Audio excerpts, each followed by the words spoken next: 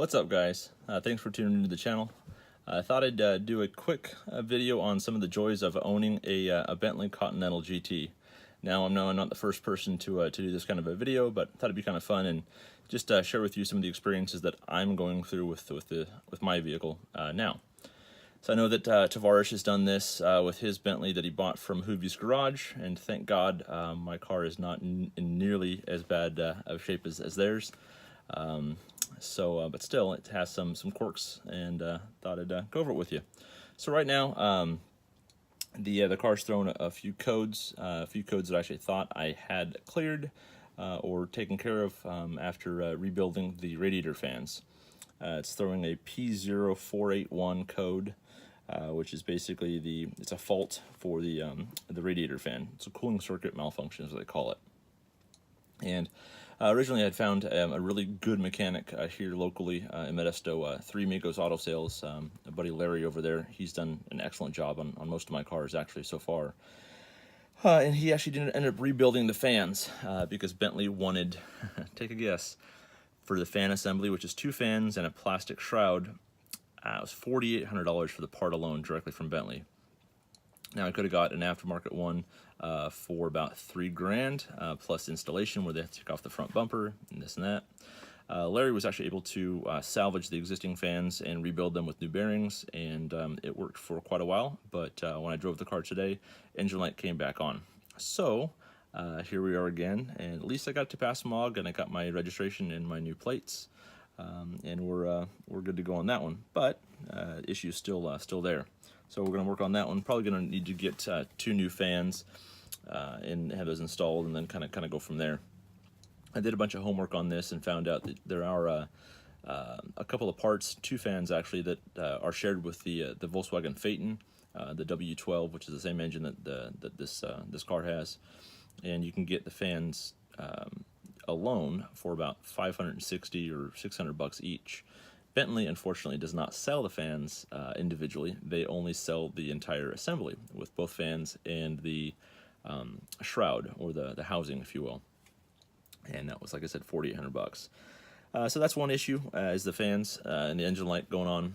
Also, I have been dealing with this back window here. I don't know what it's doing, but a lot of times when you close the door here, it will basically just drop. And so I'm not sure if it's something to do with when the window goes down and some kind of a mechanism inside there.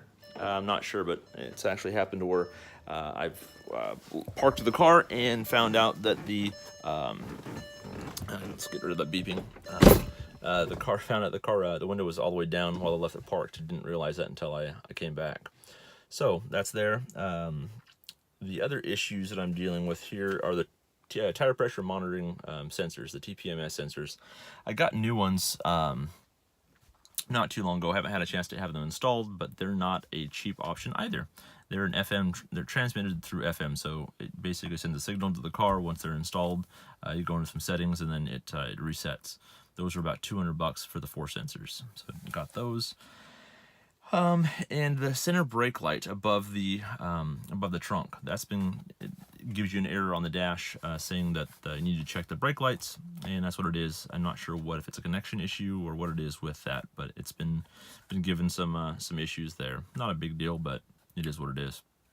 And recently, I also when I had Larry rebuild the fans for the radiator, I also had him take a look at the passenger side door handle. It would open from the exterior, but would not open from the interior. So your passengers were kind of trapped and had to go out there and either reach out the window or go over and let them out. And that's how they got out of the car. So those are the main things I'm dealing with right now. Hopefully, the radiator fans can be solved and installed with those Phaeton fans, and then it won't be as big of an issue as I'm fearing. Trying to think of any other major issues. The car's, it only has 46,000 miles on it, so it doesn't have a lot of miles.